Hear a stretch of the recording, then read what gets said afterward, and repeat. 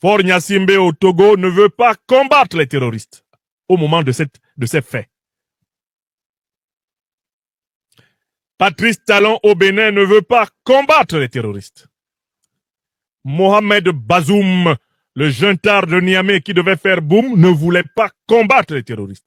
Eux, ils voulaient faire ami-ami avec les terroristes.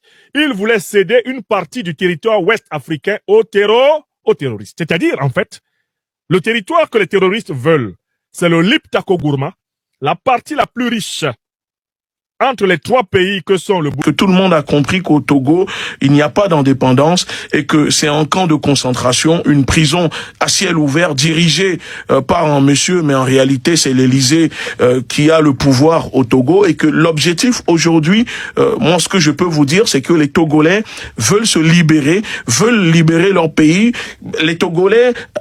L'alternance au Togo, la modification de la Constitution, eh bien, les campagnes législatives, les campagnes présidentielles, ou bien les députés au Parlement, et beaucoup de choses font couler d'encre actuellement au Togo concernant la situation politique et la situation des dirigeants actuellement et certaines oppositions, des partis d'opposition au Togo.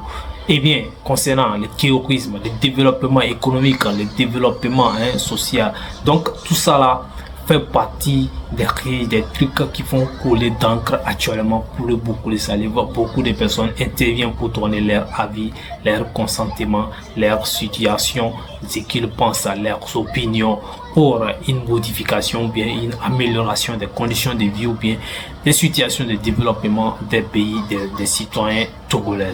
Alors, c'est dans cette optique que cette vidéo est faite. Donc, vous allez rester jusqu'à la fin pour me cerner ce qui est la réaction ou bien là-dedans, ou bien qu'est-ce que pensent les autres en ces sujets, ces différents types de réactions, ou bien ces différents types de sujets, des grands sujets qui font couler d'encre, qui font parler les Togolais et même la diaspora et d'autres personnalités encore, que ce soit les relations avec d'autres pays comme le pays du Burkina Faso, le pays d'Ibrahim Traoré, la lutte contre le terrorisme, le pays des présidents nigériens qui est bien sûr Dramane Tiani, ou bien de Ouattara de la Côte d'Ivoire, ou encore du Bénin et également du Mali, de Assimi Goïta.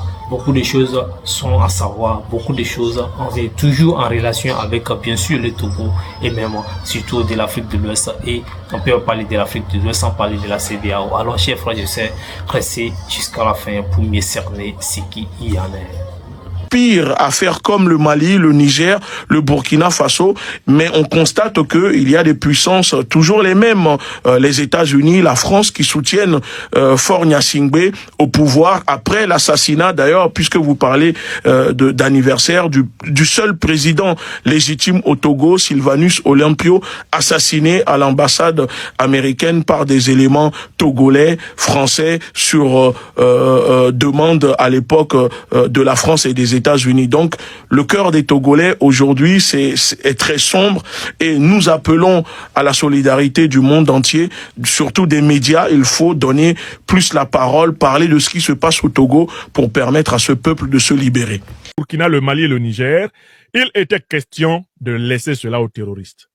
C'était donc la philosophie incarnée par les pays du sud du Niger et le parrain en chef des terroristes d'alors, à savoir Mohamed Bazoum, le juntar de Niamey qui a fait boum. Donc, on peut noter, troisième conclusion forte de ce que nous avons entendu. Alors que le Burkina Faso et le Mali choisissent à l'époque de combattre le terrorisme, les régimes du sud du Burkina, que nous avons cités, et leur parrain nigérien, Mohamed Bazoum, choisissent plutôt la collaboration, la coopération avec les terroristes. Ils choisissent plutôt l'abandon de la souveraineté territoriale, du moins l'abandon partiel de la souveraineté territoriale aux terroristes. Maintenant, nous allons passer à la quatrième révélation. Il y a une quatrième révélation. Il y a un quatrième enseignement. Mohamed Bazoum va tomber. Et la question que je vous pose, vous avez écouté le président Ibrahim Traoré. Quel est le président qui prend le relais et qui devient, après la chute de Mohamed Bazoum, qui devient le chef de file des collabos, des coopérants? Quel est le président qui désormais offre son territoire, offre sa couverture et son parrainage officiel aux terroristes? Quel est le président qui, quant à lui, va continuer à assumer ce rôle? Quel est ce président? Son nom a été donné. Parce que on a tous entendu, maintenant on est en train d'écouter ce qui a été dit. Quel est le président? Quel est le dirigeant politique qui, après la chute de Bazoum, est devenu le patron, le tuteur, le protecteur, l'hébergeur, la base arrière principale des terroristes qui ensanglantent le Burkina? C'est qui? Son nom a été donné. C'est Alassane Dramane Ouattara à la tête de la Côte d'Ivoire. Donc Bazoum tombe, Ouattara prend les choses en main. Il continue le travail que Bazoum faisait. C'est Bazoum qui coordonnait. C'est Bazoum qui aidait à sauver les terroristes. Bazoum étant tombé, Alassane Dramane Ouattara prend la relève. Ceci vous permet de comprendre pourquoi Alassane Ouattara est de tous les dirigeants ouest-africains celui qui était le plus chaud pour faire la guerre contre le Niger. Celui qui a annoncé qu'il avait monté 1100 hommes, que la guerre aurait lieu. Il est même allé au Nigeria proclamer, prononcer la guerre contre le Niger, plus que le Nigeria même. Il est dans le pays des gens et c'est lui qui va en guerre plus que les propriétaires de ce pays. Même Tinubu n'a pas parlé aussi méchamment. Même Tinubu n'était pas aussi chaud pour aller à la guerre. Alors que Tinubu était le président en exercice de la CEDEAO, Alassane Ouattara était le plus zélé. Pourquoi était-il le plus zélé? Parce que désormais, c'est lui qui était devenu le parrain en chef des organisations terroristes. Ça, c'est la 4e information que nous avons obtenue.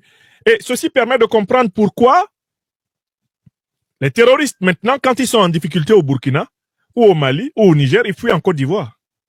En Côte d'Ivoire, ils savent qu'ils ne seront pas poursuivis. Le président Traoré nous a décrit des scènes de guerre dans lesquelles on voit très bien que l'armée ivoirienne de Ouattara est capable d'arrêter 2 soldats burkinabés qui vont acheter des cigarettes en Côte d'Ivoire. Mettre bien de l'information, laissez un pouce pour plus de soutien et donnez votre avis dans les commentaires, c'est très très important.